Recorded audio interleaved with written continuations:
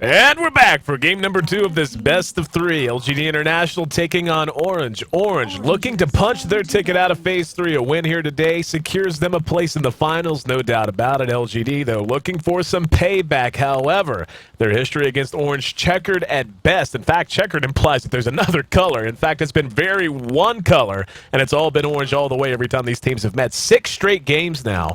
Orange has bested LGD International. 1 best of 3, 1 best of 2 in March. And now the first game of this best of 3 going their way as well. I'm AC, joined by Puppy for the broadcast. And Puppy, I'll tell you what, man, Orange looked great. They just seemed to completely get what LGD was trying to make happen at game number 1, and they just countered it at every single turn. Yes, I think the core playing right now is the supports of Orange just doing everything right, but it really doesn't matter. Ohio is playing a perfect game. The Stinker is KYXY is great. Everybody's playing good, and that's what it takes to beat a good team. So let's see what's happening in this game. Right from the bat, actually, I want to say right now that Orange, they are banning Batrider, and they have first pick. I see this as a weakness, to be honest. This will not work for them in the long run. If they will have to sacrifice a Batrider just because they don't like that hero that much for themselves. So, but they take the Magnetar, and you can see 2 heroes that are picked up that aren't even Nyx Assassin, isn't anything Coddle, isn't even Rubik or any Nyx. Nyx was banned even, but Clockwork and Shadow Demon.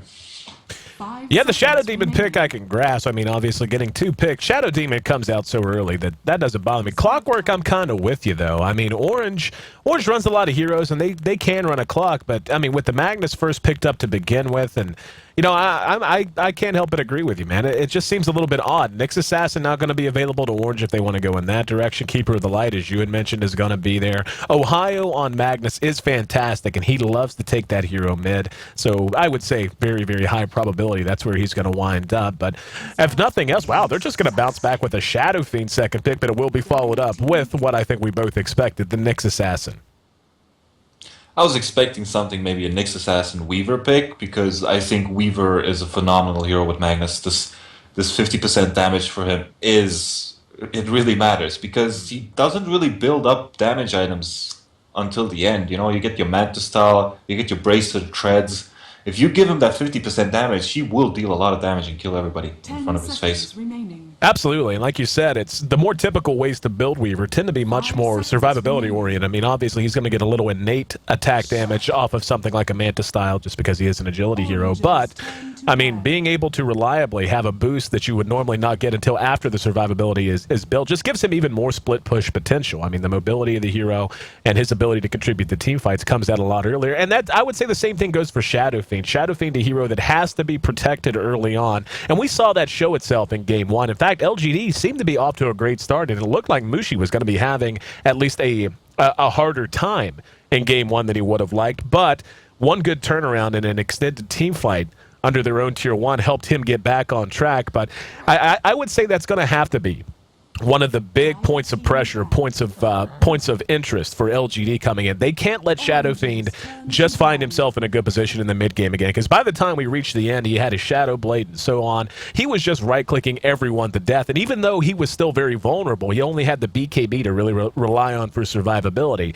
Just the disruption from Shadow Demon, which of course they're not going to have this time as LGD has picked him up, but just that enough time to allow him to reset his feet and to begin right-clicking heroes. He was just blowing up the entire team by the end.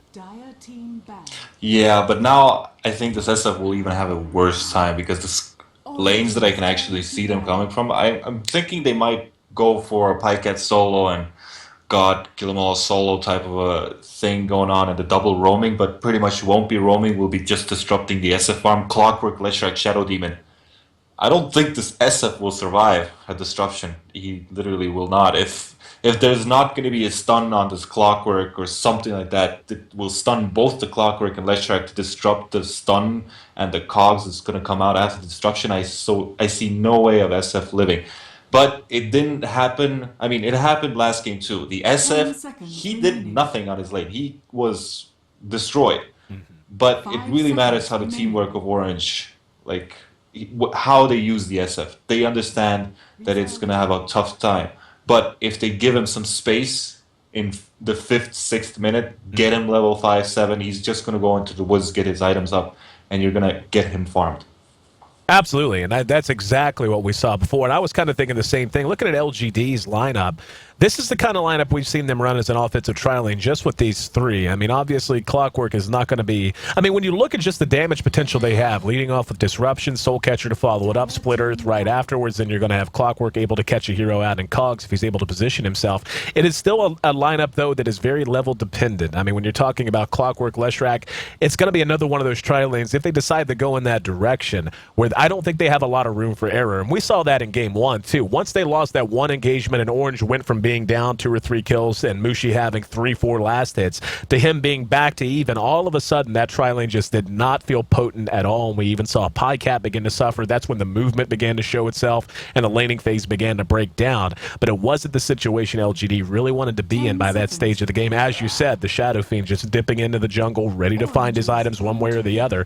And that poke and prod kind of a play style able to show itself a lot more because it wasn't as risky to be caught out in smaller skirmishes if you're in the shoes of Orange. So the bans are complete. We do see Coddle, Darkseer, and Brewmaster banned out by LGD. 3 heroes that are very strong early, very, very strong team fighters in Darkseer and Brewmaster in particular. So would say LGD is going to be looking to take fights much earlier than we even saw in Game 1. Orange taking out the Luna, the Queen of Pain, and the Weaver, just taking out those mid-game damage dealers, those heroes that could split push with the best of them as well. Enigma going to be their first pickup in the second pick phase. What I'm always wondering is, while LGD do enjoy picking up the Lycanthrope, and it does look like one of these games is gonna, like, I think they wanted it, maybe not, but I can feel that they might be thinking about it because they need early pressure, and Lycan is a great pressure hero. He can stay against... The lanes can start out very easily. They're dire, right? And Enigma will go to the hard lane. He can just stay there against the Enigma. There's no problem. And it's just going to work beautifully for them. The only problem is that they, again, are in a position where they just have to go in and try to fight them. But if this Enigma gets BKB, I don't think they have anything to do against it. They really need to think about these picks that they're going to do. Yeah, I'm real interested to see what their fourth one's going to be. And their whole complexion, the complexion of their lineup and their laning phase is going to be dictated almost certainly here. I mean, the obvious, again, when you look at it, it would seem fairly obvious they'll want to offensively tri-lane those 3. Clockwork, of course, could go mid if you really wanted to. Gyrocopter will be the pickup. That's a hero they can honestly run in an offensive tri-lane as well. So they have a lot of versatility left. I like the idea, like you said, of the Enigma. If they believe the Enigma is going solo lane, you could pretty honestly, very easily run a Gyro against an Enigma. You could also run it mid against a Magnus very easily, too. The Gyrocopter is a really good pickup because he can just stay behind, or not stay behind, he can stay in the fight and just flat cannon enemies. The SF will burn down, the Nyx will burn down. Magnus, if he uses RP on the Gyrocopter, if you disrupt them, there's no way you can kill the Gyrocopter. So it is a very good pickup right now. I don't really see anything. If they play it right, Gyrocopter will be dealing lots of amounts of damage, but it all depends on the Magnus this game then. Oh, yeah, and thinking about the Gyro in particular, the one thing that's going to be a question is how do they build him? Looking at the lineup they already have, a team that and based on their bans as well, a team that I think wants to fight sooner rather than later. Do they go with a damage build like a Shadow Blade, seeing them do that much, or do they go ahead and bring out the BKB straight away? BKB would help a ton against the single target burst damage that a Nyx Assassin is going to be able to pour on following an Impale. Bane will be the pickup now coming out of Orange. I really like that Bane pickup for everything you just named. Like you said, if Magnus is able to land an RP, but there's still a Shadow Demon there to disrupt, Bane is just one more way for them to reliably disable that Gyrocopter, keep him in place, and allow those big damage dealers. I mean, and when you talk about the damage that could come out of Shadow Fiend and Nyx Assassin in particular, just in terms of their pure ability to focus one target down, that's gonna be a rough life for Gyro if they're able to chain that together with the Black Hole, the RP, then follow it up with a Fiend's Grip. We're again in a position where LGD has to do something in the early game phase because again, they don't have any hero that can disrupt any BKB hero like Enigma or Magnus that's going to go BKB in. And the problem is they have 3 heroes that are going to disrupt the BKB hero: an Enigma, Bane Elemental, and Magnus. Plus, they're in a position again that if the enemy starts out leveling them, or if the game goes late game, I see Bane already using Enfeeble on the Gyrocopter. Gyrocopter won't deal damage, but what the hell is the Shadow Demon Clockwork and Leshrac going to do if the Gyrocopter does not deal damage? They are in a pickle once again, and they need to do a very pressurable pick right now. Very good drafting, I have to agree, coming out of Orange. Well, they're going to pick the Silencer again, and certainly understand why. Silence does go through BKB for those who aren't aware. Yes, that's a very good pickup against Enigma. Yep. So also Bane. Yeah, absolutely. And that's the thing. It's one thing they can disrupt an Enigma who is channeling his black hole, or they can just prevent it entirely. And when you look at how squishy Shadow Fiend, I mean, Nyx Assassin with Carapace, but Carapace, again, silenced out. You can't use Carapace. You've got 3 heroes that, when silenced, are going to die very quickly, even if you don't have the best damage in the world. They've got enough. They've got more than enough coming out of Gyro, Leshrac, Glaives of Wisdom with that damage early on. We saw how lethal that could be in game number 1. So there's absolutely no question. But again, it comes down to what we talked about in game 1, Puppy. I mean, a Silencer who's played well and is able to get to his ultimate right on time every time will change a game. But if you misspin that ultimate, the hero, it can end up hurting you as much as he helps you. 5 seconds remaining. Yeah, right now, I usually don't try to do this, but it's a weird type of a lineup. If you pick Silencer against Narub, or Nyx Assassin, I mean, if you pick it against Narub, you're always gonna think that you're gonna have to play better, because his mana burn will deal amounts of damage to the Silencer. But in the end of the day, the Nyx Assassin can't do anything in the fight if you see him coming with the invis and you just pop the silence and you send the silence on him and just kill him, because he can't use his Carapace, and that's also a thing. So it's one of those situations where it's a counter, but it's not really, because the other hero counters him too. One of those situations. Want to thank everyone once again for tuning in. If you're just joining us, I'm AC, joined by Navi's own Puppy. A lot of folks here. Happy to hear you on the mic and dropping your knowledge bombs as always. Want to take the time and the moment to thank you personally once again for joining me for the broadcast. Was privileged enough to have you yesterday. I want to thank you again for being here today. No problem, man. That's right. That's right. See, I'm going to now... what you guys don't know is that the only reason Puppy is here is I have promised to buy him a shot for every time he broadcasts with me between now and the International 3. So, you know, you don't know that, but that's exactly the relationship we have going right here. Booze for knowledge, right? Booze for knowledge. Not just one shot, though. It's going to be 1,000. Oh, exactly. But you got to spend 1,000 games casting with me, and I think that's an even trade. I'll happily. No, man. I'm from Boston, man. Boston people only thief, you know. That's right. Eat beans and drink bad beer. I don't like lager, man. Not gonna lie. I'm probably gonna get some ugly tweets from that. I do not like some Boston lager. I do not like it. I like some wit beer personally. But what's your poison? What do you like to drink? Tweets, man. What I like? No, I was thinking I'm gonna get some bad tweets. Ruin my day. Exactly. Ruin my day. That's all I do, dude. Whenever I'm not broadcasting, just stare at Twitter all day and measure my own self-worth based on the opinions expressed by random people on the internet. But the random people on the internet that happen to be in the stream, I love you guys. Heart big, less than 3. Heading your direction. Make sure you check out for all of your G1 coverage, the G1 coverage of G1.2p.com. You can find articles, interviews, write-ups. You can find all of the schedules that are available so far. You want it, you name it, you got it. G1.2p.com. The broadcaster hub there as well, where you can find Puppy and myself. You can interact with us in live real time on Twitter as well if you want to tell me how much of an idiot I am and call me a noob because I don't like Boston Lager. But looks like we will be back into the game. So, tell you what, let's run through our lineup, see who's handling who before they even get out. Mushi, for the second game in a row, going to be running on Shadow Fiend. He had an excellent game in game number 1, bouncing back from a poor laning phase for the first few minutes. Going to have X handling our Enigma this time. Net going to be playing on Bane. Net had a great game last time around. We're going to have K handling our Magnus, and Nyx Assassin will be played by Ohio. On the other side of the river, Misery going to be back on our Leshrac. Shadow Demon will be handled by 1437. This time around, we'll have God handling our Clockwork. No surprise to see that, though. God is also a very adept player at Silencer. Brax will be farming up our Gyrocopter, and it'll actually be Pycat running on the Silencer this time. Yeah, it's going to be a Silencer on a trialing. Definitely. We can see LGD moving into the Radiant side jungle. There's 2 heroes here. That's going to be Magnus and Bane. Mag, the most likely target for them to spot out. 2 ships passing in the night, though.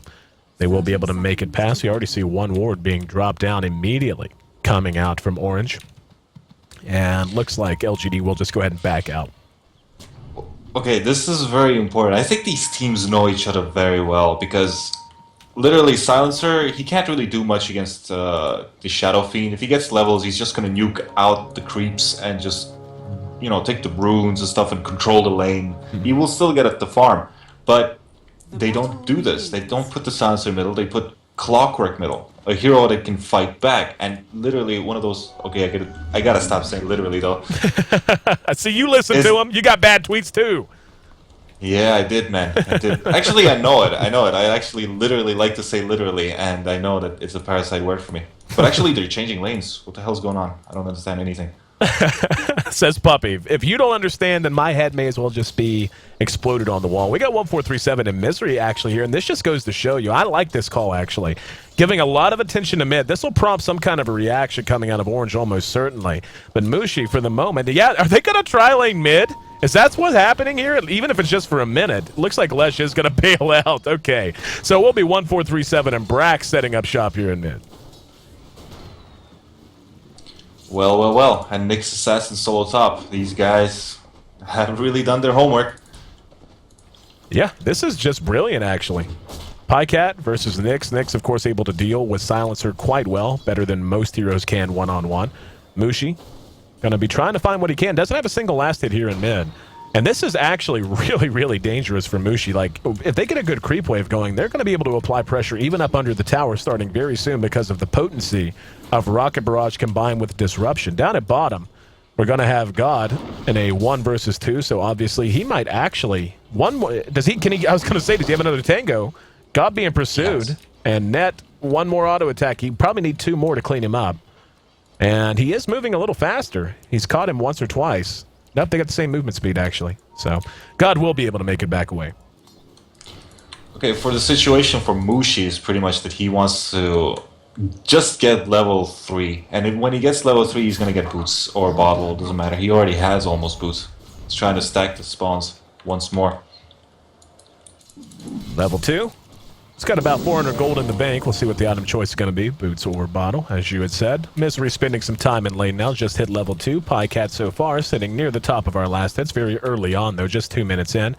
And he's got 7. 1437 will spot out the haste rune, so they'll maintain rune control for the moment. Gyrocopter, though, quite happy with the way these lanes have worked out. He and Magnus sitting way near the top.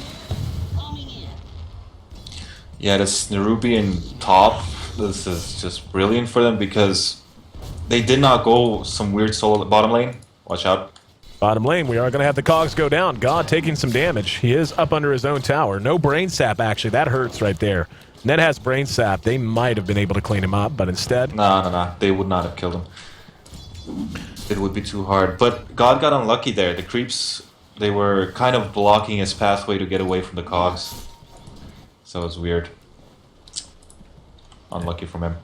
God sitting at level 3.5, so he is at least sucking up some experience so far. Enigma's at level 3 as well, has made his way over into his own jungle. He was spotted out in the jungle of LGD right at the beginning by Misery, but now finally getting over where he belongs. He's going to be level 4 before long. Disruption in mid. Soul Catcher's there, and that's what I was talking about. Very dangerous for Mushi, and very fortuitous. Illusion spawns blocked out between his own illusions. Give first blood to LGD International, and Brax gonna be quite happy to take that first blood as well. Okay, they're gonna go on the Clockwork. Down bottom, here we go. There's the Nightmare, there's the Skewer. No, they did have enough for a Shockwave. That should be a return kill. Comes just seconds after LGD is able to add the first death to the board, but clock down, as was the Shadow Fiend. Now Mushi still sitting at just 7 last hits, beginning to fall behind. Didn't see what he picked up. Does he have something on the courier? No, he doesn't yet. And now LGD, under cover of smoke, gonna make their way over. They can kill Mushi again.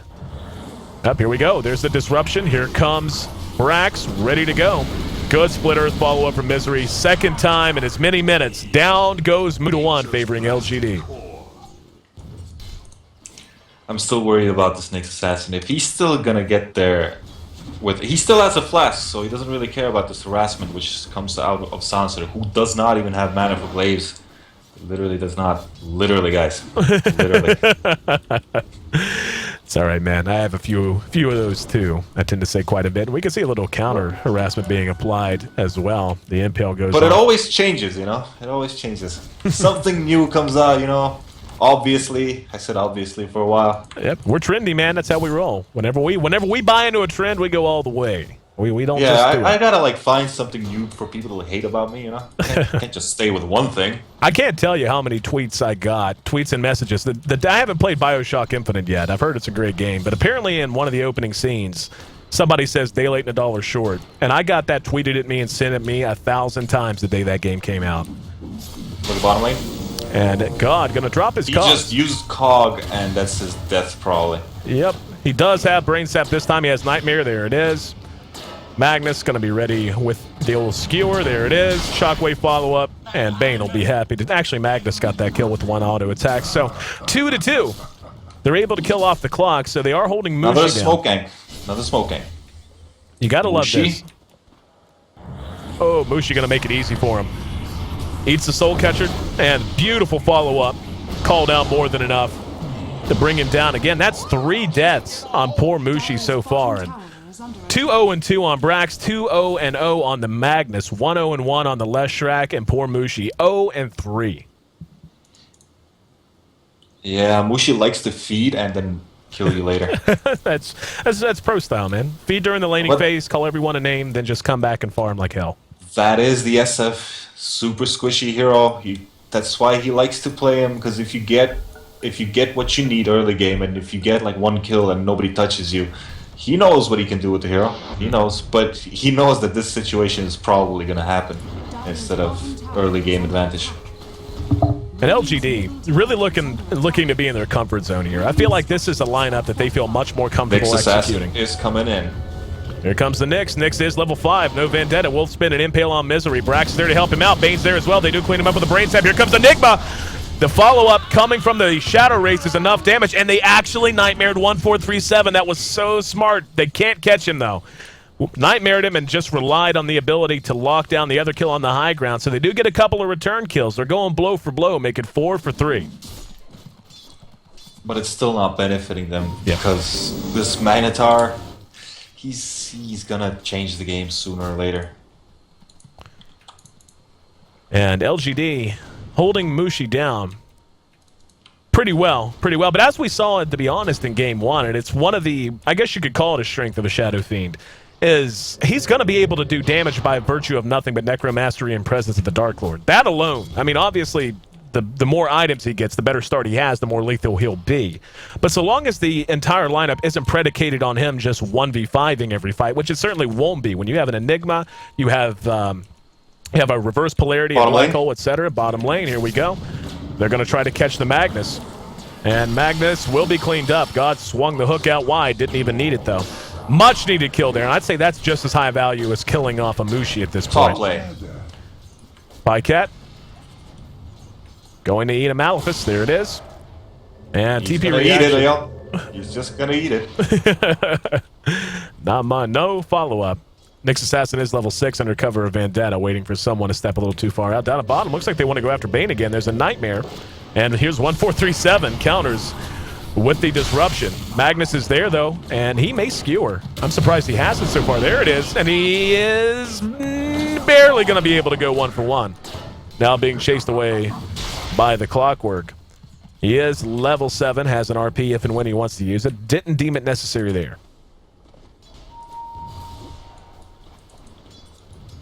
So very casual, basically the same as Game 1. Kills everywhere going on and stuff. Weird movements, level 5 Enigmas ganking, silencer stop and stuff. Very weird stuff going on. But it's aggressive. Right. They need to. Just having watched LGD International over the last couple of weeks, I mean, I've probably broadcasted them. I'd say it's my 5th or 6th, if not even more, broadcast of them. LGD plays better when they are in the aggressive position. They are not a team who really, I don't think, feels super comfortable when they're not doing stuff like just trying to pour pressure on. And we're seeing Orange do the exact same thing. You know, it's not as if they're not renowned for that. In fact, we got 3 moving to take on 2. The Courier's there as well. Poor Zonky, better watch out. And Enigma plus the Nyx. Here comes the Bane to follow it up as well, and they're going to go for it. Misery going to eat. Actually gets off the Split Earth first. Now the TP reactions. And Orange caught with their hand in the cookie jar. They're going to get a return kill on Nyx at the very least. They should be able to get net, and they will. Wow. And yeah, that was really not the best executed gank I've ever seen. I think this Tango changed a little bit because he got it. He ate a spot out to see the Nyx assassin. I think if he would have seen the Silencer right away, he would have burned his mana, and Silencer would not have mana to do anything. So very clutch situations. Very, very.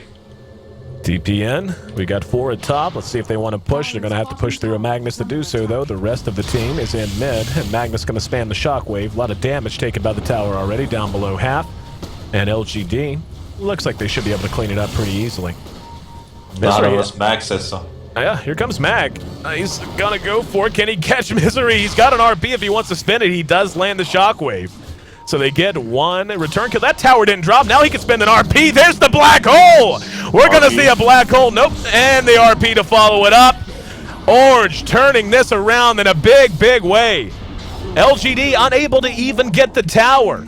And 1437 going to be next on the list. Eats the Malefice. Down he goes. 9 to 8. Tier 1 still stands with, and it's in deny range, so they can go back and deny it. I really did not understand why Brax thought it's a great idea to just run in and think that this is going to be a good idea to fight them back, because they lost Leshrac already. There are 3 heroes there. There's going to be maximum 5 heroes top. They already saw the 4 heroes coming out. They used all of the spells on the tower anyway, plus the frag top. Sansa had no mana. It's very, very cocky move. Yeah, that's, I mean, you have to know Enigma and Magnus are both level 6 and 7 and ready to fight. I mean, they are not heroes who are going to worry about wading into a situation. You group up and give them 2 targets. They're going to spin that, especially knowing how few ways you actually have to knock them out of it. I mean, they have Disruption, they have Split Earth, but with the Lesh already down, Shadow Demon running for his life.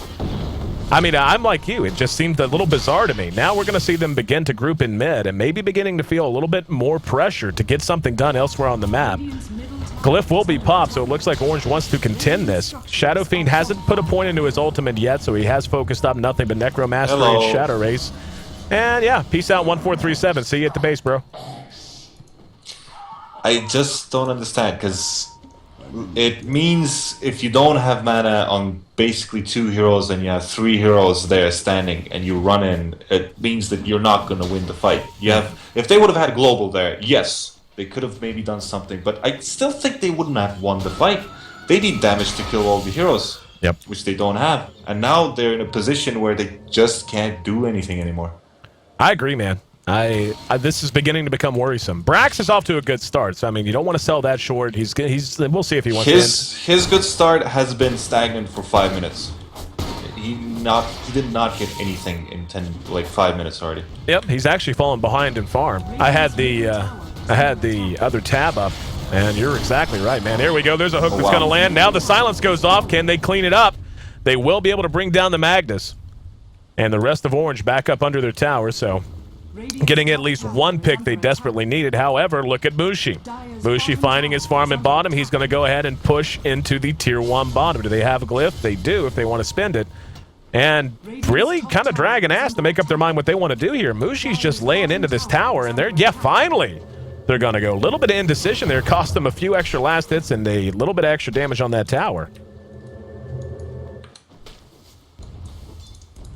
Well, they have to go bottom anyway. They have to take these towers. Yep. They really need a mech though, or an urn, I mean, because they're gonna get harassed by this Magnetar waving into them and stuff. But if they won't have anything to heal themselves up, they're gonna just be melted down. Right. And Mushi, flash farming at top, and yeah, at best if they are gonna TP. I was gonna say they can TP 1 in and make their push bottom a little less potent, but at least they'll have a chance to take a tower outright.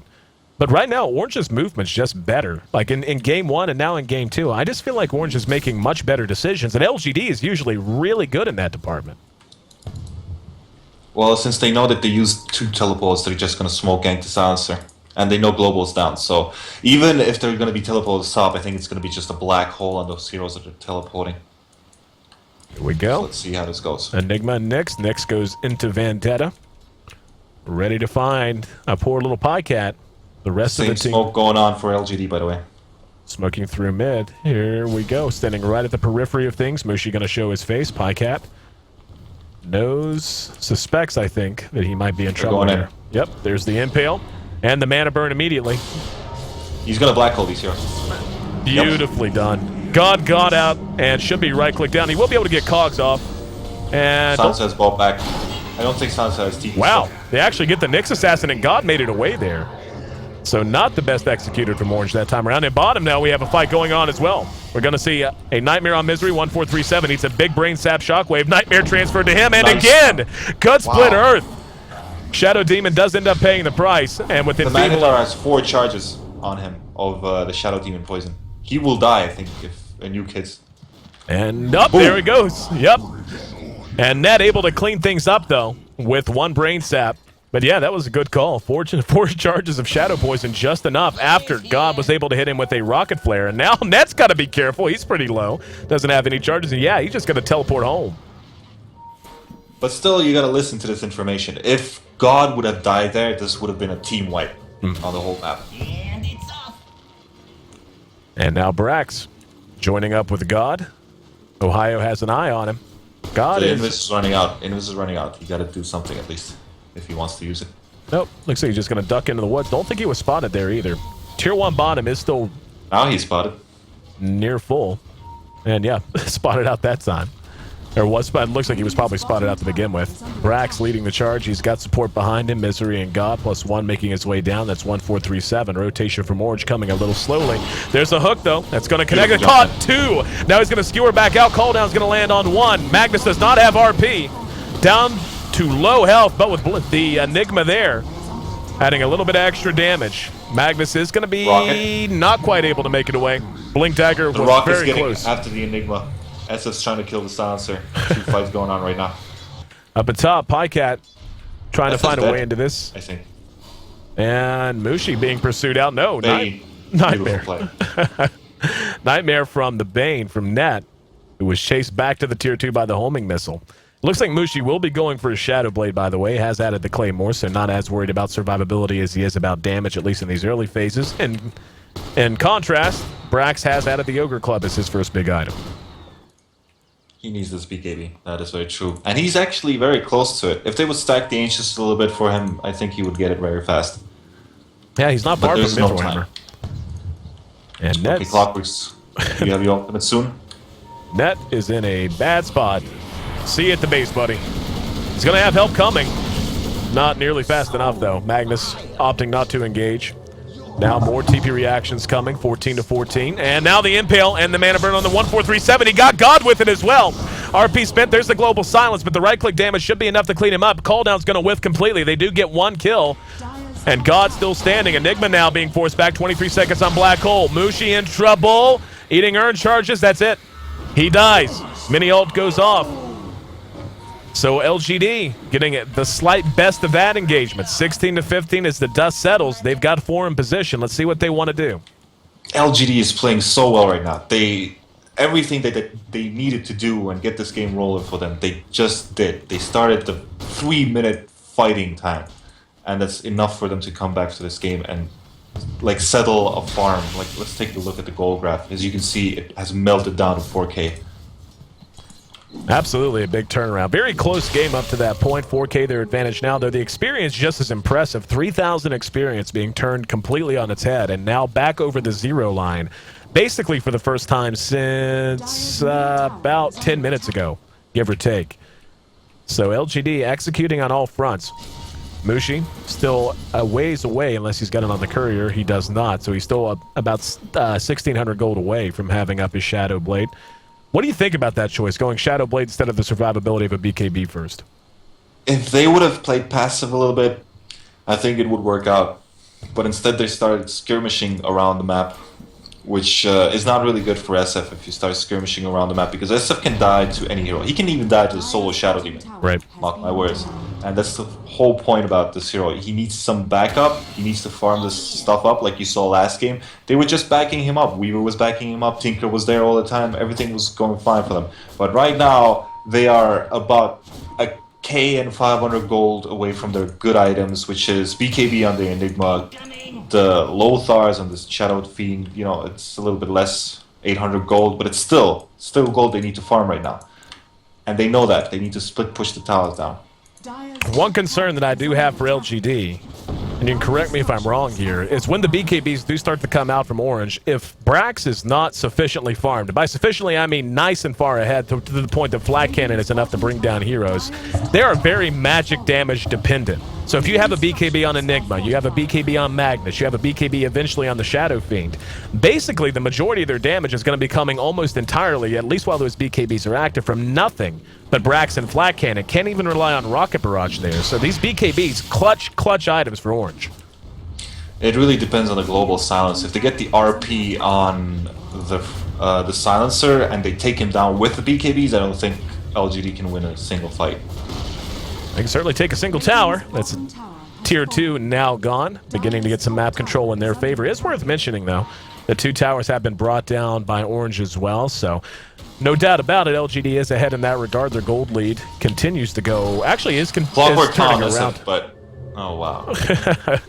Saw that. I heard it. Got there just in time. And that's going to be a Shadow Blade done. That's very important, the fact that that hook didn't hit. Mushi now with his Shadow Blade complete. It would have made him a little bit vulnerable the next 3 minutes once again, since he would not have the souls, but it doesn't really matter. SF's still vulnerable, and they're gonna try to take the Roshan soon. I am betting it, because they have to. There's no reason to not to, because they need to take this Roshan if they start pushing down the second towers that they still have middle top. Talked briefly about how important the BKBs are for Orange and how survivable they're going to be. I mean, and that's true for any team. You get up a set of BKBs on your supports and what have you. Obviously, their survivability goes up. But the same is true for LGD, except much cheaper. You start looking at their supports. You can see the Urn and Misery now with a Staff of Wizardry in his inventory. Pycat's actually already got a set Mushi of don't drums. die. Mushi don't die. Come on. Come on, Mushi. Mushi uses up. Sentry goes down. And Global Silence Oh, off why did he as well. silence? Couldn't tell you. Okay. I guess wanted to make sure. I'm like you. I have no idea why. No, it's true. You should, because they always defend Mushi. Like, how could they not know that the Magnetar would not jump on it? Because I think, okay, first of all, it's not wrong to use the ultimate like that. He would never know if the Magnetar was waiting behind and there's going to be Enigma with a fast BKB right now jumping in. And it was right, because they needed this kill. They needed this kill and they needed Roshan. That's all they needed. It was right. I just did not know that they did not know that this is going to happen, because I thought they knew that the heroes were pushing top. I thought they knew that there are heroes, and there's no tower bottom to teleport on. They can see it very well. Roshan. So it's a good choice. Roshan's down to half health right now. The BKB is done on Brax. And this should be a free agent. 2 Force Staffs, by the way, just now completed. One on Pycat, one on Misery. So their ability to get in and out of these fights is going to be quite high. And their survivability is going to be substantially increased as well. TP reaction comes out. Brax there, able to keep that tier 2 top still standing. After that, the gold was heading back in the direction of Orange momentarily, now south of 4,000. The advantage for LGD International again. Looks like they are going to go for this, though. They managed to catch Brax out. This is a very important kill. Oh, wow. They're not getting it. Wow. Thought they were going to be able to get the Aegis. Not quite, though. Should have started out with the Impale, I think. And a little bit of spell trading. But yeah, the fact that Brax makes it away without losing the Aegis that quickly, that's pretty clutch. SF? Being stared at by God. God uses the mech on himself. The counter word a bit. Yep. And Mushi able to make it away with his Shadow Blade. 23 minutes in, we got 32 kills on the board, and I call me geographically eccentric or whatever, but I like games like this that have a lot of action. This is such a nice change of pace from a lot of the other styles that a lot of teams like to play. Yes, it's very nice to see these games, and for now, what I see from LGD is that they have 2 Force Staffs. These 2 Force Staffs mean that they're going to Force Staff somebody. I hope so that they do this, because if they do, they're just going to Global Silence and nail the hero down. Some Nerubian, doesn't matter who it's going to be. It's just going Because some hero is going to defend the creep wave that's going to hit the tower. Right. A hero has to do that. Depends how they do it, because there are BKBs on these heroes soon. Like Magnetar is going to get it soon. I think, yeah, Enigma already has it, but the Shadow Fiend is really far. And actually, he can die. Just rock it. Oh, no, no, no. No. That's 1437 looping around, and yeah, Mushi knows it. Nope, not where he wants to be. He does manage to make it back to safety. We got Mid lane? 2 here in mid. 3, yeah, I see that definitely. We got 3 there from the side of them. We've got 1 under Smoke and 1 under Vendetta. Now the rotation from LGD. Gonna hook back up with their buddies and maybe look to put together something in that top lane. See, I like this smoke in their woods. It's not a smoke that they want to kill any hero. It's just that they want to see what's going on. And here we go. Tier 2 top, gonna be the target. Already about 3/4 health on that. Edict gonna make that much less. And Orange not even gonna defend this. They're not gonna glyph it. They're not gonna rotate. Down it goes very quickly. Top tower. And Orange beginning to feel a little bit out of sorts. Feeling a little bit outmaneuvered now. And I was kind of talking earlier on that LGD felt like they were getting outmaneuvered. But they pulled it back together admirably. I feel like they're playing a great game of Dota right now. Yes, the Shadow Fiend is not going to be that big of a deal if the Gyrocopter starts getting farm up. The only thing, the only difference that Chinese Dota is from European Dota is that people know why Magnetar is first pick. You can't enter the base. You literally can't enter the base. Literally. The idea is that he just disrupts it. You just can't. And that means that your Shadow Fiend, your Magnetar, your Enigma, you will go into late game. You will go there. If you will ever think, oh, disconnect again? If you will ever think that you're gonna have to go and push like some racks or something like that, it's gonna be a very bad idea. You can't play that game against the Magnetar. I'm a big fan of Magnus. I love casting him, love playing him. I think I'm like you. I feel like he's a hero that deserves to be first picked in a lot of cases. Some teams don't feel that way, but well, I think we're going to get a good look at it. I mean, we only have seen Black Hole and RP really work in conjunction one time so far. But it's, you know, that happened early on. Now, though, trying to push through these concentrated bottlenecks, you know, trying to get up these steps now is going to be just about impossible without taking some major risks, or at the very least, and I think this is the brilliance of those force staffs, that job gets a lot easier if you can catch one hero napping out in front of these steps, get them force staffed out, like you said, blow the global silence, and guarantee that you can't be initiated upon at least for 6 seconds. There's lots of ability that they have. They have disruption, they have clockwork jump in. For now, it seems great and all, but in the end, if I look at the Gyrocopter, he still hasn't gotten a big item on him. Yep. And this Aegis will fall down soon. It's going to fall down in 1 minute. And, well, that's pretty much it for him. He really needs to get some butterflies, something going, because he's not going to deal much damage, because you can see, plus 30 damage. That is no damage item. Something we haven't really talked a whole lot about, but is very essential here is the fact that Magnus is going to make Mushi a heavy hitter. I mean, Mushi is going to be right-clicking like a boss by the time he gets up one more. I mean, obviously, BKB will be his next big item. He's got enough for the Mithril Hammer now, about 1,200 gold away from the BKB in total. But once he gets up one more, and it doesn't matter what it is. It doesn't matter if it's a butterfly. It doesn't matter if he goes for crit, if he goes for MKB. That plus Empower, he will literally, I'm stealing your word, literally be 3 and 4 shotting supports. That is true, that is true. The only thing that I know is that Shadow Demon and Leshrac, they're getting farmed up. And maybe that's not going to be happening. 929 health right now on 1437, just one little bracer. The silencer is certainly tanked up admirably. I mean, and Pycat has played a really solid silencer from my point of view. He's got drums, he's got his force staff, he's got an ultimate orb. We'll see what that's on the way to. One can only imagine it would be a Scythe of Ice. Having a Scythe of Ice is just a way to lock down even a Magnus or a Magnus and Enigma. I mean, obviously, big target in Mushi. But being able to rely on that as a hardcore disable once you blow Global Silence would be just gigantic for their ability to reliably get up these steps and try to close this game out. Mushi's getting very close to his BKB. So is Magnetar. And they're just farming the lanes. Yes, the Woods is being farmed by LGD, but I don't think the clock is so bad for Orange, since they still have Magnetar. And they do have this hero like Nyx Assassin that is still going to deal a lot of damage to the Silencer. Doesn't matter what type of late game, mid game, early game, he's still going to deal so much damage with that burn. Yasha the choice for a Gyrocopter on Pycat. See if he wants to get his Manta up before they really take a chance. Brax. Oh, excuse me. Brax. Yes, Brax, you are correct. And, yeah, on the gyro. I like the way you say it, gyro. I got to start saying it that way. I think it's gyrocopter. I don't think it's gyro. There's no J in there. That's one of those funny Englishisms. What is it? See, there's Eero. I like logic instead of Englishism. You shut up. You take your fancy book learning elsewhere. We ain't got time for that. I don't listen to rednecks. Hey, come on now. I'm from West Virginia. Don't know if you know U.S. geography. I qualify as a redneck. Oh, you qualify as a redneck? Dude, Yeah. I'm a mountain man, dude. I come from I come from hillbilly country. I come from redneck land. No. That's not the question. The question is, are you a redneck? Well, so this often. is not like this is like not literally a question about literally. Where are you from? The question is, are you a redneck? Figuratively. It's people that are rednecks. It's not where you're from. It's a culture. I'll tell you what. One day at the international, I like the idea of saying it's a culture. It It's is. a big thing. I'm not People saying are it's a doing great arts culture. and stuff. Hey, we got our own art, damn it.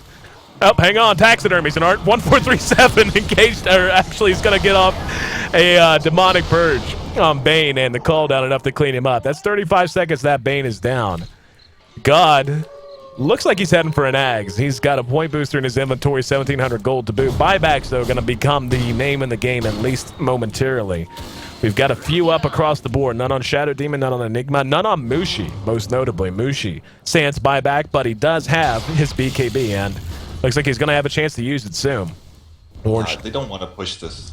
They really don't. If they're gonna get, they're gonna get edicted up. So this is the end of the push. There's no way they're going in further. Or are they? Looks like they got other ideas. Looks like, nope, they are gonna at least back off to join with the creep wave. And yeah, they're just gonna. Roshan is up soon. They don't need to do this, but they really need to put the pressure on the enemy. I think they want to find this Bane Elemental once again and try to kill him. 15 to 18, LGD's gold, 7,500, 3,000 experience, so the gold in their favor. Buyback status, none on Mushi still yet. There's going to be an enfeeblement on Brax. Gyrocopter deals no damage. Yep. And can't do anything. They've still got the... Oh, wow, Misery going to be caught with Fiend's Grip. There's a disruption to bail him out. Now are they going to go for it? Hook's going to be off the mark. He does go in. Cogs are down. God might end up dying here. He will be cleaned up. 51 seconds, he's down. He does have buyback if he wants it, and he may have to use it to save Roshan. Roshan up in about, looks like, about a minute. He doesn't need to. Orange. Well, look at the warding here, by the way, from LGD. You think they care a little bit about this real estate? Right there, right there, right there. Just a bit. Anyway, it was very, very... like horrible to watch this gyrocopter have pretty much only 7 damage. he what's this, 130, what is this? Oh, he's changing the boots and stuff. He had 130 damage right now. He had 127 before the level up on the 16. And he just had 7 damage. It's like, hello. What's going on here? Enfeeble, pretty strong spell. OP champ. It is. 32 minutes in, this game not looking like we're going to have the conclusion anytime soon. Still very much anyone's game. LGD, I don't think there's any question. They have been in the best shape over the last 10 minutes or so. 7,500 gold, though, when you start getting up towards 40 minutes, that's a team fight. You know, that's the difference in just one engagement not going your way. The experience is drawing even closer to 0, so Orange keeping that close at the very least. It's a worry I expressed earlier. As the BKBs come out, Enigma now has his. We obviously saw that Mushi has his. Magnus has his as well. If they enfeeble the gyro, where's the damage? I mean, yeah, they'll get a little bit of right-click coming out of the silencer. But for the time those BKBs are active, they just have, and it's, again, if the gyro is not hitting hard with flat cannon, that is 10 to 5 seconds, depending on the states of the BKBs, when LGD is just going to have nothing for them. Well, the real point is that this tower at bottom is really low, and if they march in with using BKB and Manta style before Enfeeble gets to the gyrocopter, they might as well do everything for that stuff happens to the gyrocopter. So it depends how they initiate. Tier 2 top looks to be the target. Dire's top tower They will be is able to under TP attack. back pretty easily. Dire's Glyph, what Actually, I would wanted you- to say execute. How they execute this. The execution. Yes. And Tier 2's actually still standing. They have no idea how many members are heading their way. They're going to know now, though, as they see Brax and Misery now down in bottom. They got to decide real quick what they want to do. Yep, there we go. TPs are going to be heading back. They're just going to let Mushi clean this up on his own. God's going to look to the end of hook, and they do siphon, but it's just on the outside. Really beautifully baited. BKB up. He gets the tower. Now he will be able to make it home. Just not enough damage. And that is so sad for God. God hits that hook. That's a dead Mushi. The Scythe of Ice. He should not have used the cogs. It moved him, and Pycat did not see him. I'm pretty sure that Shadow Fiend would have died. Plus, I think the cogs stopped the teleport. Should not have used cogs. Very close call for Orange. They do get down to Tier 2, still a Tier 1 standing on the side of LGD International. So 3 towers up, outer tier, I should say, to the 0 of Orange. Orange is yet, though. Once again, to show us their real team fight potential. But right now, LGD is like, okay, BKB is down on SF. We have no other choice but you just ram in right now. That's what they're doing. And Illusion Rune on Gyrocopter. Very good. Mushi here in mid, 25 seconds until the BKB is back up and active. And using what spam they have to try and buy some time. And Enfeeble gets placed. Up, here we go. 20 damage Gyrocopter. Oh, another good hook gonna land. Call down's not gonna catch anything. Tier Yes, 3 does BKB drop. BKB buys him time. He's gonna go out. He might get everyone. Silence goes off perfectly. Well done by Pycat. Magnus had a chance to catch at least 3 or 4 there. They gotta take the racks. Rax is still Enigma's going up. in. Here comes Enigma. There's a Malefice, and now here's Mushi. Uses the ulti, cleans one up. He's on the warpath, looking for another kill. Gonna find it. No, not gonna find it because of the Force Staff. And Brack's gonna be cleaned up. The Aegis is gonna drop. Let's see how hard they're gonna pursue it. Probably just want to clean him up as soon as he comes back Now up. you'll see Brax dealing damage, by the way. And there goes one. RP got everybody! Absolutely everyone! Magnus missed his opportunity early, but makes up for it with a triple kill. Held onto the RP just long enough. And a big, big turnaround for Orange. The racks still stand 21-19. And look at that gold graph arcing its way back up. The experience back in their favor. And all of a sudden, LGD, who seem to have this game in hand, may be feeling it slip a little out of their hands. I don't think they get that their Gyrocopter is dealing 0 damage. I don't think they get it Yep. until now, but they should have got it long time ago that this dude just makes him 7 damage or 20 damage at this point. But still, it's 20 damage. He's not even a hero. He's not in a fight. Yep. And it's your main carry basically. Because the Silencer isn't. The Silencer is just there to disrupt Enigma ultimate, SF ultimate, Magnus ultimate. He did really well. And this Magnus had like 400 HP. Trust me, the Gyrocopter, with how much damage he actually has a lot of damage and a good attack speed. He would have flag cannoned him down easily. Yep. And a lot of heroes that are going to be behind that stuff. He would have dealt about 800 damage to his flag cannon. But instead he deals 80. It kind of comes down to what I was talking about before. I mean, when you have the BKBs up on heroes like Mushi, you have Magnus surviving through being completely caught out by a well-placed hook from God, mostly because of that BKB. Those BKBs go off, and you have your Gyrocopter dealing no damage. There's just no way for LGD to do anything. They couldn't even bring the racks down. They could have focus fired the racks for about 2 or 3 seconds because no one was there to really fight. And yeah, the racks is still in great shape. It's going to be back to full health momentarily as well. So, and that's a big win. I mean, for obvious reasons. I mean, keeping your racks up, not losing a set of racks at this stage of the game is big. But just being able to win the way they did, a full-out wipe, and they took the Aegis. So that wasn't just a fight that didn't go well for LGD. They lost an Aegis to do that. Yeah, Brax should have literally... Oh, God damn it. But it is literal. He should have looked where the Bane is. There's no point for you to go into the fight if you're enfeebled. It's Right. just like gonna be a lost fight. You're not gonna do anything. This spell, it is true. This spell is a bit too strong that it cannot get purged. Look at mid lane. And Next Magnus. time, stun time. There it is, well chained together. Oh, the BKB, no! Is he gonna make it? Is he? No, he won't. And he actually used the charge on BKB for that. Does he have buyback? Yes, he does if he wants it. In the meantime, we have a little push up at top. Mushi, well, let's see what he wants to do here. The rest of LGD's hanging. Mushi's up there by himself. He will now decide to go ahead and TP back home. And LGD, knowing Magnus is down for 45, they're at least going to force a buyback. You would think it'd be Come on. coming right about now. They're Come on, gonna. Brax. Here we go, moving up. God's there. Magnus does buy back. Now they're going to re-engage. Glyph is up, and look at God just melt that right-click potential. Massive coming out of Mushi. Now the Force Staff. Here comes Bane. Unable to find anyone. Unable to find anyone. He did get it off. I thought he was looking to nightmare someone. Oh, Brax. Yeah, and with that on, he is a range creep. He is doing just about the same amount of damage as Satyr Mindstealer. Satyr Mindstealer is basically what Brax is right now.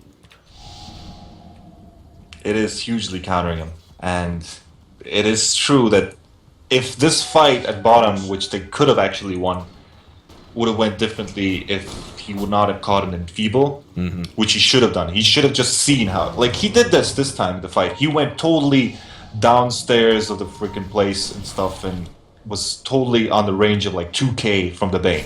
Right. But he should have done that earlier, because now it's already maybe too late. Mushi with the Daedalus in his inventory. Haven't talked a whole lot just because of a lot of the action going on elsewhere about the items. Haven't talked a whole lot about those, I mean. Daedalus now in his inventory. He is hitting for about 370 damage, give or take, when he has Empower on. Freaking insane. And we talked about this 20 minutes ago. We talked about how this was not something LGD wanted to have happen, to let Mushi catch up from going Shadow Blade. Shadow Blade's still good at what it does, but it wasn't an item that was going to make Empower feel really powerful until this late when he did add some other item. Now with the Daedalus there, though, you're talking the base damage of around 360, 370, then the crit. I mean, again, literally 2 and 3 shotting supports if he gets a good crit. And I'm just really worried for LGD. And I'll tell you what, it breaks my heart because they have played such a good game of Dota, and it feels like they ran and they ran and they ran. And not to say they're out. Still very much an open game that anyone could win. But they had a gigantic head of steam and one enfeeble, one clutch enfeeble, and one bad fight. It is kind of true that only one enfeeble stopped everything from happening. And he should have taken care of the idea that this is going to happen to me. I'm going to stand really far, and if I'm ever going to go in, it's going to be the 9-10 seconds of BKB that I'm going to be going in with. Right. Now Orange on the warpath. Those BKBs down on almost everyone. 4 staff on the Nyx Assassin. And looking good. They've got a gem on their Bane as well. Looking to take away any vision they can. Looks like this could be the next point of contention. LGD, are they going to be baited into this? They show their faces at least a little bit. Brax is there, but they're going to stay back. Very, very smart game since out of LGD knowing there's no way Mushi's just swinging his wang out there in the middle of top lane for no reason. What I wanted to say also about Mushi is that he is level 21. He's out leveling everybody, but he's 10 levels over the Shadow Demon. He's like 7 levels over the Leshrac. All his teammates are also under-leveled beside him. That means the Magnetar, all of his empowers and stuff, it will give some extra, maybe 10 damage, but this extra 10, 15, 20, or 30 damage that you get is enough to swipe a hero in 2 hits instead of 3. Exactly. Completely agree. God has completed his Blade Mail, and he did, I mean, he got the point booster up, looked like he was going for an Ags, and maybe realizing that instead this is a much better option, make himself a bit more of a liability in these fights, make it so what we saw happen moments ago when they tried to push the tier 3 for the 3rd time, I think. He just basically, he dropped his cogs, then Shadowfiend goes, that's fine, I'm not in the cogs, and right-clicked him 3 times and he died. And we may have an engagement now as both teams showing their faces near these steps just outside the tier 3 bottom. And here we go. Oh, Mushi will end up dropping. No reprisal in the immediate buyback. So that helps make up a little bit of ground. Almost. And Mushi, who was sitting atop the net worth, just spent at least a chunk of that getting himself back into the game. Very good pickoff from LGD. He bought a Yasha, I think, right now. Yeah, he did. I think so, yeah. So this is a moment for LGD to realize that if they actually take down SF once more, I think it's going to be a Rax, but definitely 2 Raxes for them. But it's Roshan time. Roche about to respawn, and I would say this is going to be the first that we see Orange really try to contest. They're going to have to get there quick, though, with the timer dropping. Wow. Don't think they want to go. But, yeah, they see Mushi bottom, and they're going to be like, yeah, we don't even care. I'm actually surprised. I mean, when you look at the when you look at Orange's lineup, they have a team that's going to fight really well in the Roche pit. And this is going to be cheese as well. This is Roche number 3. Well, yeah, but I think they don't want to fight in the Roche pit. I think they think probably that it's completely warded and it's going to be hard to get in there, and the global silence is just going to kill us. But they don't want to risk that. They want to risk maybe them getting cocky and going to the woods. As you can see, they're just standing there on the ramp, which teams do very often after killing Roshan. They just run back to the ramp and go bottom and like go for the racks or something like that, because it's the easiest maneuver for you to do. But you can't do that against good teams. They will always stand here next to the ramp here, and they will punish you. Very good insight. And LGD not falling into that trap, instead giving the old loop-de-doop. Looks like they want to head to the top lane. There's a haste rune being eyeballed, at least for the moment. Looks like they want to get that onto the gyrocopter. Nope, never mind. Picked it up. And Silencer moving quite quickly now, poking his nose just south of the Dire Side Secret Shop. Shadow Fiend hitting for close to 400 damage when he is empowered. So, I mean, an absolute monster. They need to bring him down, and they got to do it quick. Still have yet to see the RP Black Hole combination that... I mean, we saw it once very early on, and it was well used. Caught 2 heroes and made a big difference in the early game.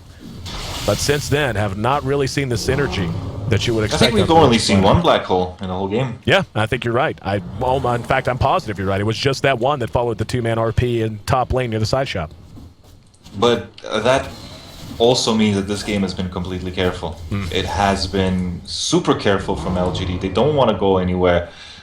Like, they don't want to do the same mistake as they did in the first game. Right. Totally agree. Nyx Assassin still sitting on just his 4 staff. And I mean, this is one of those games. You have such high value abilities on both sides. When you're talking about RP, Black Hole, the global silence from Silencer, Gyrocopter's ability to get into the thick of things, and with Flak Cannon, Call Down, what have you, just melt people down. BKB's up aplenty on both sides. This is one of those games where literally one mistake, and again, I am puppy today, so literally it is literally could come down to just one mistake, one misplaced or well placed for that matter in Feeble, one mistiming on the global silence. That really could be the difference here. I think they're trying to farm up a Divine Rapier on Gyrocopter. It'd be a good call. I mean, an AKB would be also good, but, you know, I think they want to go all in. Maybe. But, you know, the literally word is pretty good. Yeah. It's like it just flows through your mouth. It has like 2 R's in there or whatever, or 2 L's, and like L's everywhere, R's everywhere. And it's literally, you know, you could say everything about literally. Literally, you literate this oh, Jesus Christ, there's so many things. You can literally literate this litter that I've literated in my littery. See, that is alliteration. Are you being being literal? literal? Literally doing this literally right now. Are you literally that illiterate that your alliteration is this literally? Could not think of one more word. Damn it. Was trying to do it on the fly. That was good, though. I'm going to give myself a pat on the back there. I'm no puppy, but I'm learning to wield the word. There we go, wield the word. That's a nice little conjunction of words. Just say penis in the end, and everything will be fine. Oh, I did manage to say everything wang. fucks up. Just, you know. I said wang a second ago. I think that qualifies. Wang, dong, etc. So anyway, guys, enough of our shenanigans. How about I tell you where you can find more about us? You can find me on Twitter if you've enjoyed what you've heard today. You want to keep up with me? I'm AC at AYESEE. And Puppy, where can they find you? They can find me on Twitch TV, Puppy, and Clementinator on Twitter. That's right. Look the man up. Tweet bad things at him, because that's what we do. He and I just stare at Twitter all day and measure our own self-confidence and self-worth based on that. No joke, though. We do appreciate it whenever you guys have kind words to say. You tweet at us. I love interacting with all of you guys. Even the haters love you guys too, because hey, at least you're watching esports. Anyway, 22-21 in a 46-minute game. The gold almost inconsequential. 46 minutes in, 5,000 gold. That is nothing. Same with the experience. The experience is actually damn near 0. So a very even game that could go either way. If you're right, and they're going for the... I mean, it's possible. They're not far away from it, actually. If they want to get a rapier up, they're only about 1,200 gold away. Not even that now after he melts that creep wave. And it would put them all in. I mean, you go with the rapier, and Enfeeble's still going to hurt. I mean, Enfeeble's still going to take a lot of that damage away. I think this time it wouldn't really matter. The enfeeble, if you get to the point that you're gonna cast enfeeble in a team fight, I think he will already die. Right. That's the whole point. He has only 1,200 HP. That means if Brax is probably gonna get like 500 damage from Divine. No, it's maybe like somewhere less than 450, 500, somewhere in the middle of there. That means 3 hits on the Bane. Just 3 hits. Another pause from our silencer. Looks like they want to make sure everything... Oh, never mind. Looks like we're going to be back underway. Wrong button. That or somebody slipped out of their chair or something like that. Had to take a text message from the hottie down the street. And if the rapier is going to be the choice, it's going to be coming right about now. Tactical pause. Exactly. Oh, I was supposed to ask you from the viewership. There were 2 questions they wanted me to ask you. One was when are you gonna pick Pudge again? And there was one more that I want to ask just in case Orange turns this around and manages to win, and we go off the air afterwards. There was that and something else. I can't remember what it was, but I'll let you answer the first while we wait to see what LGD's up to. I don't know, man. I myself play Butcher sometimes, and when I feel that he's powerful, then I'll start picking him once again. It doesn't really matter what other people say to me because it comes down to what I think in the end. Because I feel that he's a strong hero, but I just can't see how he can take a situation. Like, he's just gonna have this hook for the rest of the game. Yep. No, man. I want a Magnus RP in my team. I don't want a hook. Right. I want a Magnus RP. I'd say that's how a lot of heroes are. It's not so much a question of if the hero's bad, it's what can you have instead of that hero, you know? Yeah, because look at this Magnus. He just is doing so much for the team. Like, he's giving him power to the SF. And if this Leshrac from Misery will like just stand in the middle of some place and SF's just gonna come hit him twice, he's dead. Right. Because of the empower. It all matters. Completely agree. If I think of that other question, I'll ask you. I know that was one of them, though. So much love to whichever viewer it was that asked that question. And there you go. You got an answer straight from the mouth of Puppy himself. Finally. Yep, Gyro's got 4,800 gold. How long on the Aegis? He's only got 60 seconds left on that Aegis, though. He may just want to get his rapier up and then bank for buyback, and nope. I don't think they want to take a fight right now. I think they're gonna wait for the second cheese or something like that. Get the new rapier Aegis gone. Oh, the Aegis definitely gonna be gone. He hasn't picked up the rapier yet, and that would make a ton of sense, obviously, if they're just gonna turtle out another 5 minutes, another 6 minutes or so, and wait on that. No reason to spend your gold at the moment. Yeah, only 30 seconds left. Wow, look at Pycat's items. He's pretty much got the refresher orb. That is excellent for them, obviously. Magnus is working on one as well. He wasn't too terribly far away from it. And a couple of refreshers. Okay, there's a good question for you, Puppy. Which is more high value here, the refresher on Pycat or the refresher on Mag? High value? For LGD, it is... In this game, it's much more important for Pycat to get the refresher, because I think whatever Orange can deal with or create, they can already create now. They don't need the refresher to do that. Right. Refresher's just icing on the cake, whereas a refresher on Silencer's like a brand new cake, basically. Yep. I got you. Orange looking to make something happen under cover of smoke. They're moving through the Radiant side jungle. Butterfly. Will cross the river. Gyrocopter. It's a little disappointing. But, I mean, no, he wants the Divine Rapier. We all know that. Exactly. Who doesn't want a rapier? I mean, I don't think there's ever been a time ever in history where a person's like, you know what? I could have a rapier, and it could help the team, but I don't want it. I don't think that's ever been said. Boom, LGD. Yeah. Go ahead. Yeah, I think it's been said. not in my pub games, it anyway. Has been said. You know, the world is big, man. Don't think so, man. You were asking me to keep coincidence in mind, right? Just as if someone even missaid it. If they misspoke, at least it's been said once, right? Manta style, yeah. Now the pickup on Shadow Fiend. So, doesn't do much.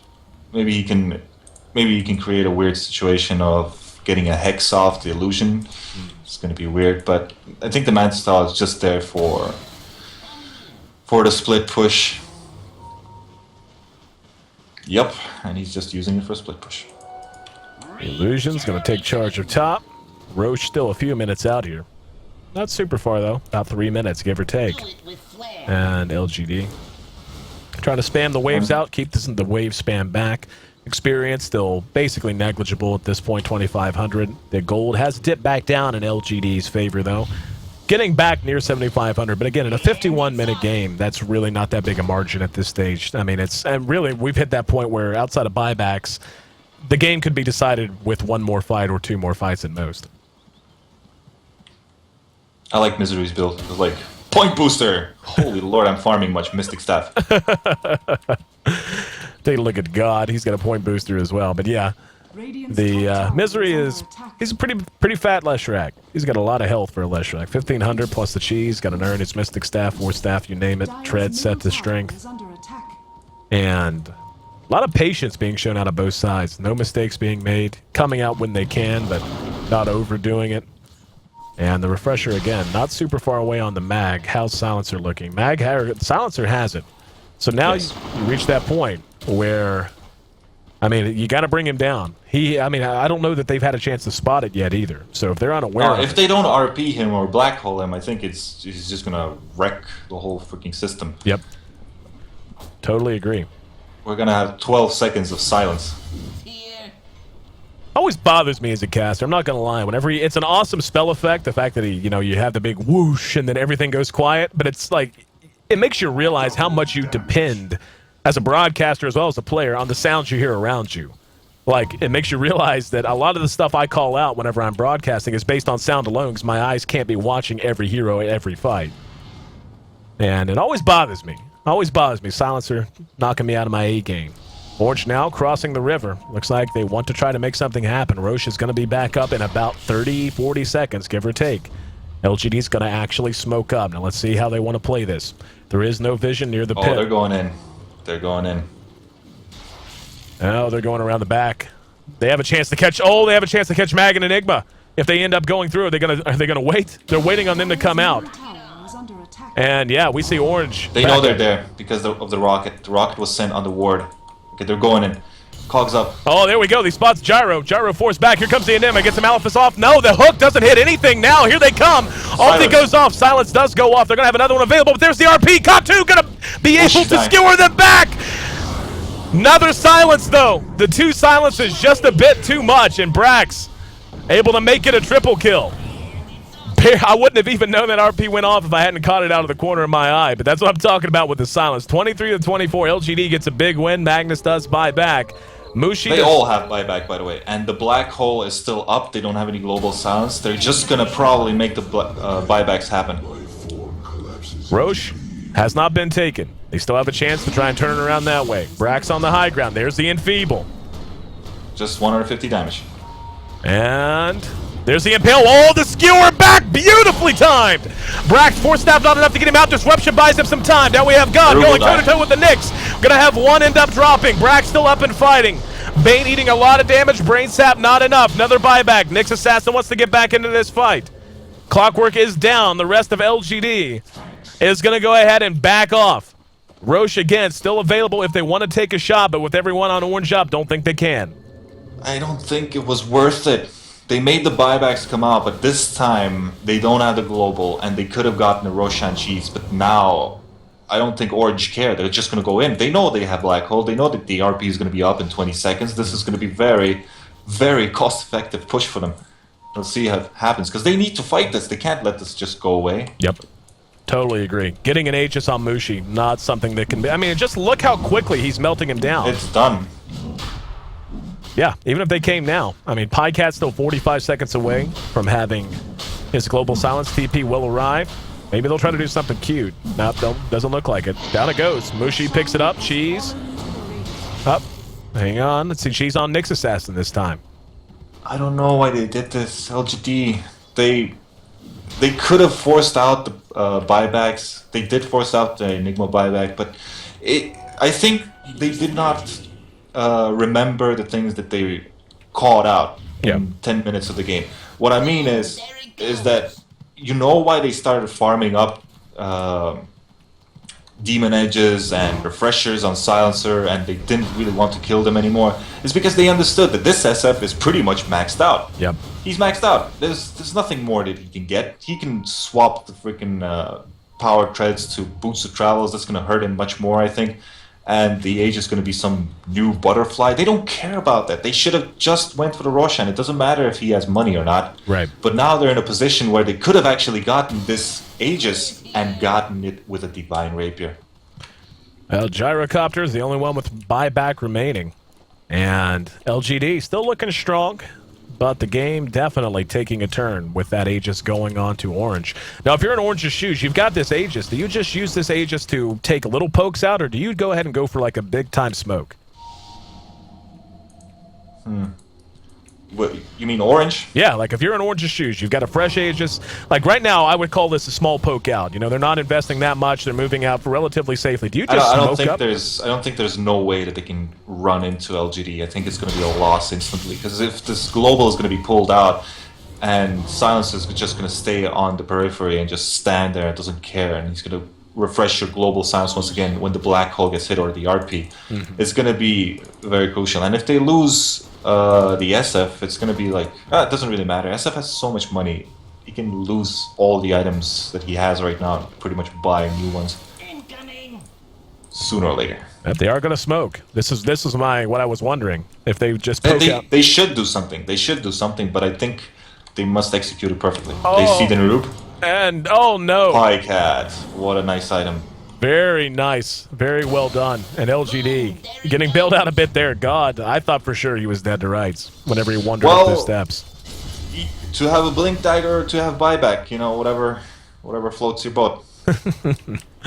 58 minutes in, we're just about to eclipse the hour mark in this game, showing no signs of slowing down. 24-25. Seems like almost all of those kills took place like at the 30-minute mark, or before 30 minutes, and it got quiet all of a sudden. And Mushi, swinging from the shoelaces, doing a lot of damage. He's max level at 25. He's hitting for just about 430 damage. Taking a look at Brax. Brax has a pretty full inventory himself. Not quite in that range, though. He's close, but not quite. Oh, now here we go. Woohoo, misses on the reverse, or on the skewer back. Mushi will be force-staffed back. So, still one outer tier tower remaining. That will be bottom. They get that one for free. The Aegis, how much time does it have left? It's going to have about another 3 minutes. If they want to do something and take a shot at Arax, now's their time. Yeah, I think they really needed this Divine Rapier. It's the only way for them to start, you know, feeling the power of the whole game. Because there's no real way to kill the Gyrocopter. They don't really have the damage to kill him. And the disruption lets him not die. Plus, so many factors that are in this game right now. The Clockwork Hook Shot, the Silence Global twice, plus double Hex. Remember that always. It's Silencer with double Hex. And the Hex from the Leshrac and the 4 staffs that they have, it's going to be very hard to kill a Gyrocopter. And if they would have had the Divine Aegis, it would have been a different game. But now they're probably going to have to wait for the second Aegis. But they don't have item slots anymore in the Gyrocopter. Yep. They should. They just, I don't know, he must sell his power trade or something like that, which I've seen happen. Brax, living large. He's level 25 as well. That Aegis will be dropping very, very soon. 2 minutes, less than 2 minutes, and LGD already getting into position for when it does. Obviously not going to engage in, if they can, the 2 buybacks available, Shadow Fiend plus the Gyro. We take a look at our net worth. We can see Shadow Fiend is at the top, Gyro right behind him though. Just about 1,500 gold separating the two. The levels, maxed out on those two.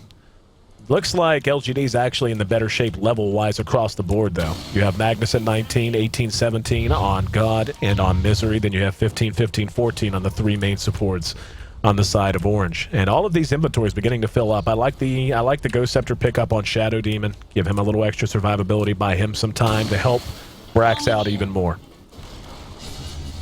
Well, for now, it seems like I was thinking like the supports of Orange will die really fast, but now I can look at their heroes that Enigma is probably going to go in last, and the Bane Elemental has Gold Scepter. Super good item against Gyrocopter. If you can like understand that he's going to do the 6 hits out of the Flag Cannon, you just use Gold Scepter at that time.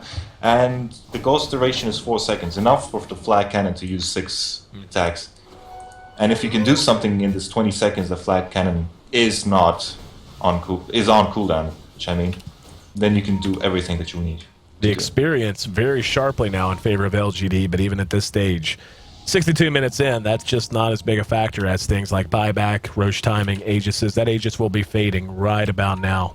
Yep, it'll be fading in just about 5-10 seconds. So Mushi getting some use out of it, but not as much as I think he would have liked. In the meantime, LGD well aware of the timing, moving their way down the bottom lane. Well aware of the timing, and I think they're gonna prepare this big fight, because this is the fight they're looking for. Likely to be. I won't say likely to be one of our final fights. Lot likely to be decided by this fight. We'll put it that way. We'll Okay, see. they actually want to wait for the next Roshan. One of the longer games I broadcasted in a long time. I want to say this is only the third game that has eclipsed 60 minutes that I broadcasted in the last 3 months, that I broadcasted since the International, basically. And an absolute slugfest, man. And again, maybe it's just me, but it was 24-25. Seems like it was like 22-21 at like 28 minutes into the game, and the last 30 minutes have been really quiet by comparison. Yes, they have. Well, there were some bottom fights and stuff, but that was like 20 minutes ago, that's true. Almost the refresher up on Magnus now. Back to the buyback status. Magnus likely, I mean, at this point, everyone should be banking for buyback, especially if you're Orange, knowing you're likely to be pushed into. Now, this next Roche fight, is this a fight? We've seen Orange not really contest. I mean, they got that last Roche, they got the fourth Roche. But now with the fifth Roche on its way up, do you contest this, or do you just let it go like you did most of the others? I don't know, the last time they tried to contest it, it didn't work out for them. I think it's not going to work out for them once again. They need to get a pick off before, but most of the heroes are going to have a buyback, I think. The only problem I see in Orange is that they really have these heroes that are not farming. This Bane Elemental, if you remove this Ghost Scepter, what items does he really have? Right. Because this gem that he has in his inventory, it's not his. He stole it. We can see your jewelry, man. It's stolen. He's a gutter snipe. Pickpocketing 1437. But 63-30. Roche back up in about 2 minutes. Yep, exactly 2 minutes as we see it. Give us a nice little visual effect there. But Orange forcing their way onto the enemy side of the map. Now, I love this out of them, and this tells me they do want to fight at Roche. I was thinking if they wanted to contest Roche at all, they had to get on the enemy side of the map before Roche spawned. They had to be in a position where they could somehow try to channel LGD's movements and be able to predict where they're going to be. That way they have an optimum angle of approach as well. And now making their way in, they forced LGD all the way back to their tier 3. This is a fight they can actually have a chance to contest and not be taking as big a chance as I think they did earlier. Wait. Said everybody. There's an echo. Said everybody. It's an echo. Anyway, guys, while we're waiting at the behest of 3 players from Orange and 1 from LGD, I want to once again thank you for joining us for this broadcast. 63 minutes, 50 seconds. We're into this game. Been quite a long game, too. May still have a game 3 ahead of us, depending on who comes out ahead. Hope you've enjoyed your time here. Would love it if you'd hit follow here on One More Game TV, too. You can find us both on Twitter as well. I'm at AC, and he is at Clementinator. Look us up. Puppy, of course, probably has a few fans in the house, if I had to guess. See, this is one of those moments where I wish I had a live audience in front of his puppy. That way I could say that. Then you'd hear, whoa, and people, girls would start flashing you and throwing panties on stage. That's why I miss commentating live. That's why I miss working in front of a live audience, just so I can point at you and everyone goes crazy. Yeah, live audience would be a cool thing. I mean, what are we really here? We're entertainers, aren't we? And entertainers need a live audience. Exactly, man. You got to feed on that energy.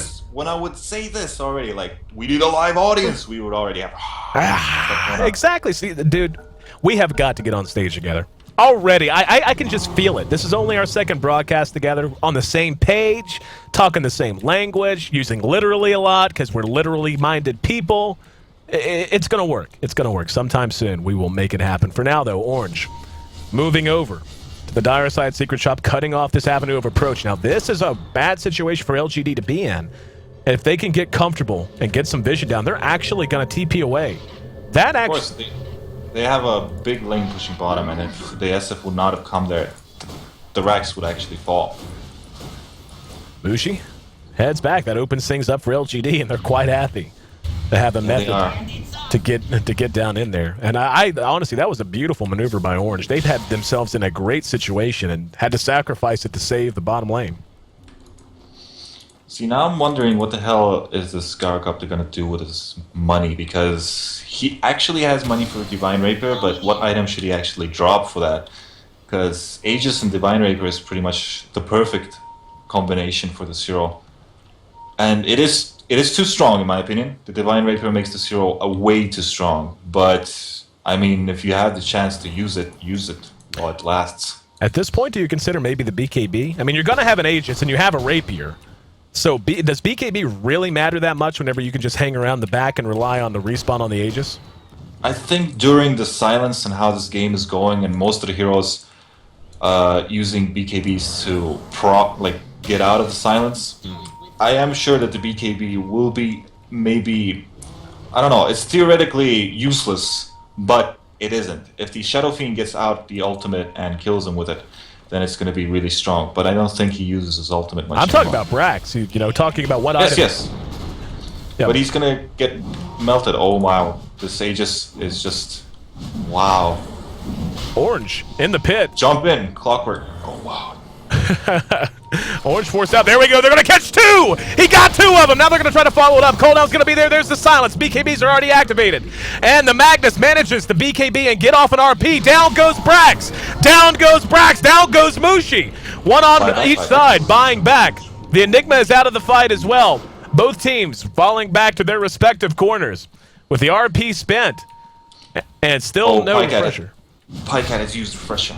He thought that they were going to go pull back into or something like that. I don't know why he used it, but he did use it. And he's going to sell a Manta style. There's the Rapier. There's our Rapier. And Misery going to take the cheese. Probably use it. Ready to roll. All right. He's probably going to use it. Enigma back up in 22 seconds. Things looking rather dire, rather grim for the Radiant side. Orange. Perhaps on their last legs. They have a naked Rax down at bottom. Now the Divine Rapier plus the Aegis up on Brax. I don't think LGD want to push, but they might they might actually get the map control a little bit and wait for the refresher. Because, I mean, I don't think they want to go in. They really want this refresher to work out for them. Find out. Refresher's cooldown currently at 102 seconds, so approximately 1 minute 40 seconds if they do want to wait on that. Most important thing is what they know is that this SF VKB lasts 5 seconds and SF does not have buyback. And he's the only damage dealer right now. So if they can think about this and somehow get this SF out of the game, it's pretty much their game. Just about back to max stacks on Necromastery following his death. And LGD looking to close this out and force a game 3. The only 3 buybacks available, one belonging to Silencer, Magnus, and Lesh can both buy back. Yeah, I think they're gonna wait 60 seconds, or maybe not. No, they're not. Oh, wow!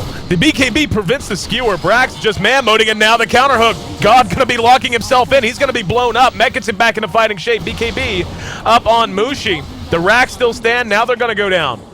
The Enfeeble not reducing as much damage, certainly making it a little bit harder, but they do get the melee racks. They get what they came for and immediately pull back. Now, God, very low health, has some cheese if they want to try and fight again. Yeah, they did give him the cheese, and maybe Orange. Maybe they thought Orange were gonna go in front and think Clockwork's really low HP, but not. It's not Orange. That's not what they're gonna do. But Refresh is soon up.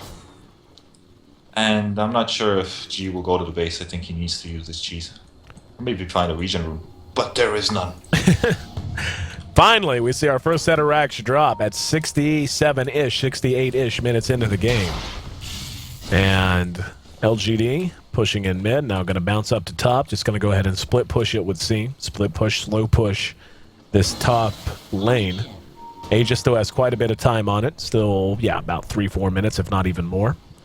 So they have the freedom to play kind of balls out here, and I begin to believe this game may have gotten away from Orange, and we may end up going to a game 3.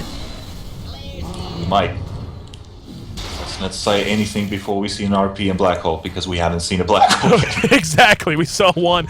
We could have played 3 games in the time that it took us to see one Black Hole this game. 70 minutes in, and poor Enigma has just been a non-factor for the last probably 40 of those minutes, at the very least. LGD rattling their saber. in this top lane. The tier 3 is down to about half. Brack's still enfeebled, but not the You biggest. gotta remember, Aegis is running out of time. They don't have. They already used the halftime. Yep. So the clock is on. And yeah, the Aegis has about 2 minutes left. About 2 minutes. They need to make something happen right now. And there we go. They're going to go for it. BKB's up. There's going to be a hook that flies right past. Magnus is going to not be able to find a target. Mushi going blow for blow Mushi with dies. Brax, but that's it. No buyback for Mushi. Yep. Let's see how this goes. Magnus was caught out in no man's land. We're going to see Enigma cleaned Still up. global silence. Yep. GG's come out. We're going to a game 3, puppy. We're going to a game 3, and LGD International played so good in the middle of the game. I think they made some mistakes on the 45-minute, but they still got away with the Divine Raid for Gyrocopter, which I think is very strong, but still use it if it's there. Yeah, I honestly, this was a very grinded, this is what I would label a grinded out kind of a game. We had a lot of action early. We had to have had 40 kills on the board at 30 minutes. Had to have had. And then we wind up with only 57 in a 70-minute game. So it just hit this point where both teams were grinding against each other, trying to outposition each other. And LGD gaining momentum, peaking at the right time, and making it happen. Here comes Magnus. But we will see the ancient They blow. took a game from Orange. It's about time. It's about that they finally snapped their skid against Orange. Orange had won 6 consecutive games against LGD International, stretching back through March. And in a almost 71-minute slugfest, LGD International finally able to get the Albatross out from under their neck, or out from around their neck, I should say, and hang a big old L on the forehead of Orange Esports. I'm EC, joined by Puppy of Na'Vi fame. Hope you guys are enjoying your time here on One More Game TV2. Game 3 of this best of 3 here at the G-1 Champions League Season 5 Asia Qualifier Phase number 3 going to be heading your way next. Hold on. We'll be right